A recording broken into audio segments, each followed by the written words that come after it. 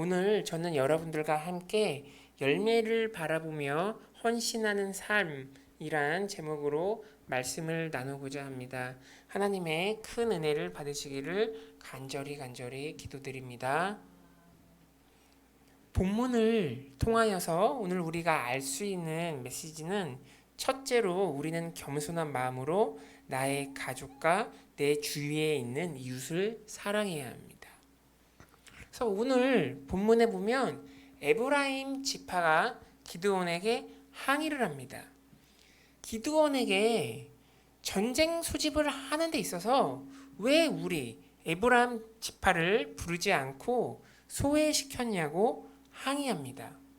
그래서 에브라임 지파가 기드온에게 이러한 서운함을 토로했던 이유는 서로 각별한 사이였기 때문입니다. 그래서 기드온은 그 므낫세 지파입니다. 그런데 요셉의 아들들이 누구입니까? 바로 장자가 므낫세이고 둘째가 에브라임입니다. 그래서 므낫세와 에브라임은 서로 형제 사이입니다. 그래서 므낫세와 에브라임은 요셉이 고향을 떠나 이집트에서 난 아들로서 기쁨과 축복을 상징하는 귀한 아들들입니다. 그렇기 때문에 므낫세 지파와 에브라임 지파는 이스라엘 지파 중에서도 서로 가장 친밀한 관계 속에 있었습니다. 그런데 므낫세 지파였던 기드온은 형제 관계에 있었던 에브라임 지파를 전쟁 소집에 초대조차 하지 않습니다. 왜냐하면 기드온의 입장에서는 어차피 하나님의 도움으로 승리가 예정되어 있고 그렇기 때문에 승리의 영광과 전쟁의 전리품을 그의 가장 가까운 형제 지파와 나누고 싶지 않았기 때문입니다. 그래서 기드온이 그의 가장 가까운 형제 지파를 등한시한 것은 분명히 잘못한 점입니다. 사랑하는 여러분, 우리는 기드온의 태도를 반면 거울 삼아 우리 가족과 주위에 있는 형제 자매에게 더욱 관심을 가지고 주님의 마음을 가지고 대해야 됩니다. 그래서 하나님을 사랑하면 당연히 내 주변에 있는 사람들을 주님의 사랑으로 사랑하고 존귀하게 대우하는 것이 바로 주님의 가르침입니다. 그래서 다음 구절 한번 다 같이 읽어보시겠습니다. 시작. 누구든지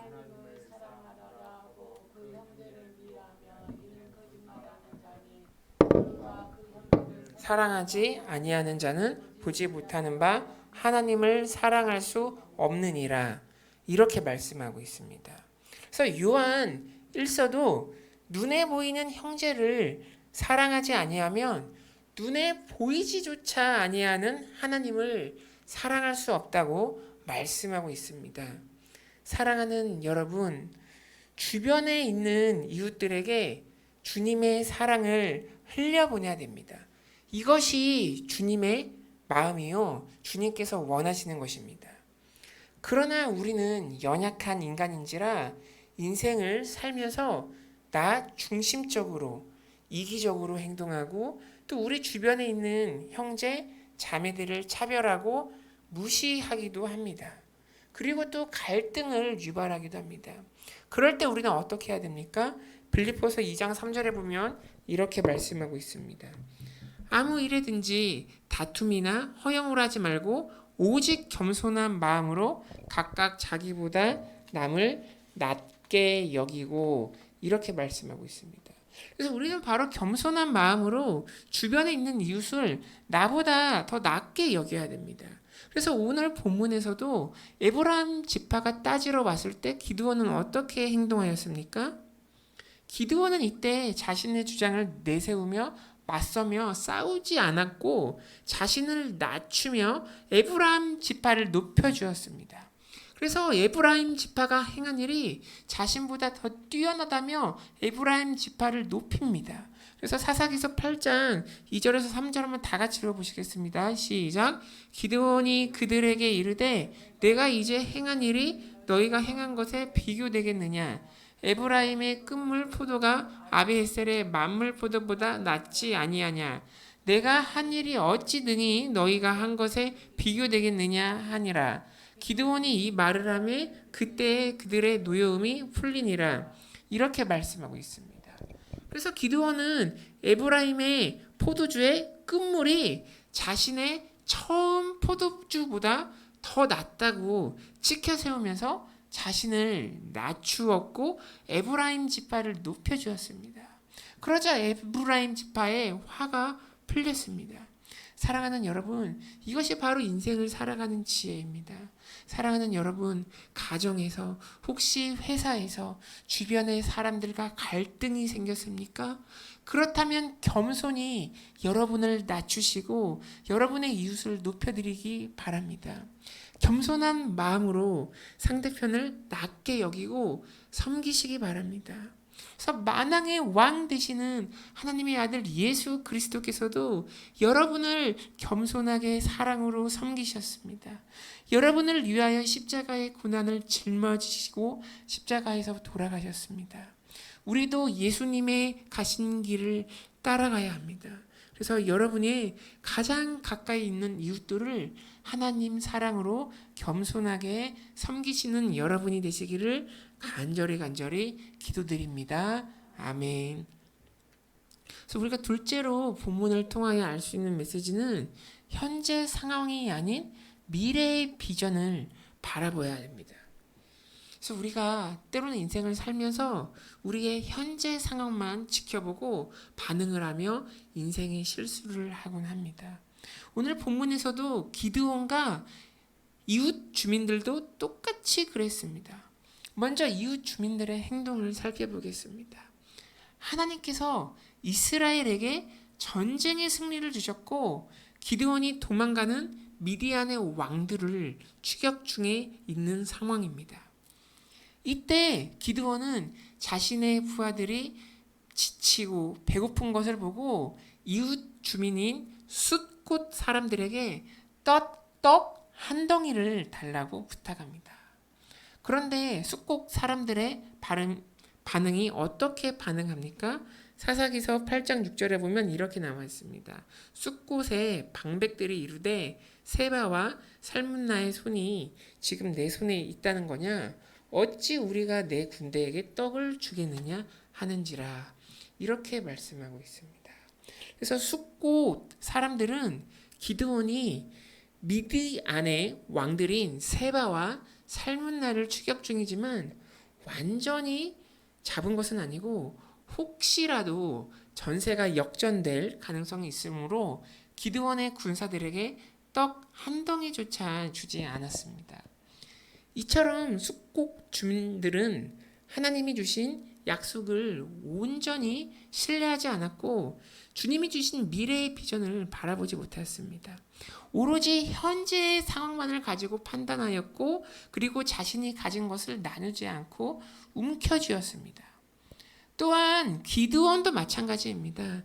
숫곳 사람들이 음식을 공급하지 않자 현재의 상황에 대해서 화로만 반응하며 죽이겠다고 위협하고 협박까지 합니다. 그래서 기드온도 숫곳 주민을 하나님 나라를 이루어야 할 동역자로 보지 않았고 이처럼 미래의 비전을 잊어버리고 육신적으로만 반응을 하였습니다. 또한 나중에 자기가 반드시 죽이겠다고 복수를 다짐하며 숫곳 사람들보다 어떻게 보면 더욱더 큰 죄를 범합니다. 이뿐만이 아닙니다. 기드온은 분우엘 사람들도 자신의 군사들에게 음식 주기를 거부를 하니까 기드온이 나중에 분우엘의 망대를 헐겠다고 위협을 가하며 복수를 다짐합니다. 그래서 이처럼 기드온도 현재의 상황에만 반응하여서 하나님이 약속하신 미래의 비전을 완전히 잠시 상실하였고 그리고 이는 대단히 잘못된 자세입니다. 사랑하는 여러분, 여러분의 인생을 돌이켜보면 여러분이 겪고 있는 상황에 대하여서 영의 생각이 아닌 육신의 생각으로만 반응하셨습니까? 그리고 먼 미래에 주님이 주신 비전을 바라보지 못하고 현재 상황에만 집착하셨습니까? 그렇다면 우리는 현재 상황에 굴하지 않고 주님께서 약속하신 미래의 비전을 바라보며 꿈을 꾸어야 됩니다.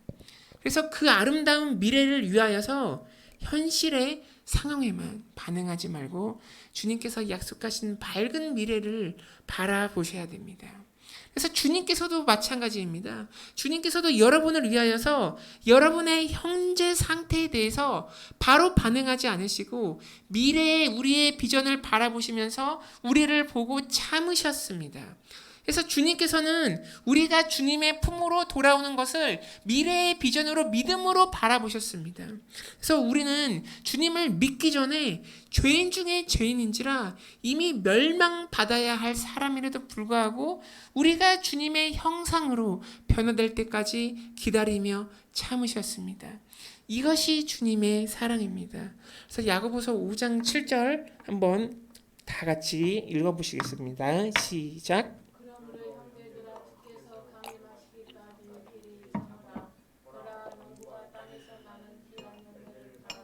길이 참아 이른 비와 늦은 비를 기다리나니 이렇게 말씀하고 있습니다.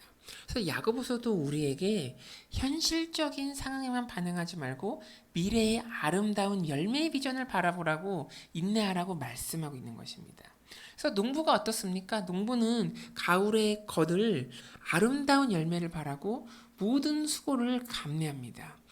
이처럼 여러분도 하나님을 바라보시며 믿음의 삶을 사시기를 바랍니다.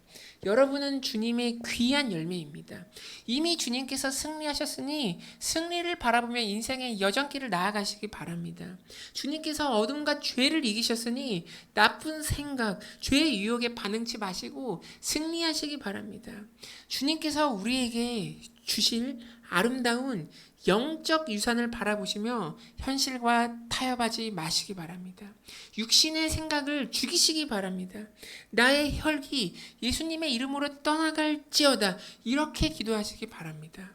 그래서 주님께서 약속하신 구원의 복음, 영원한 생명, 의의 면류관, 성령의 인치심을 믿음으로 바라보시기 바랍니다.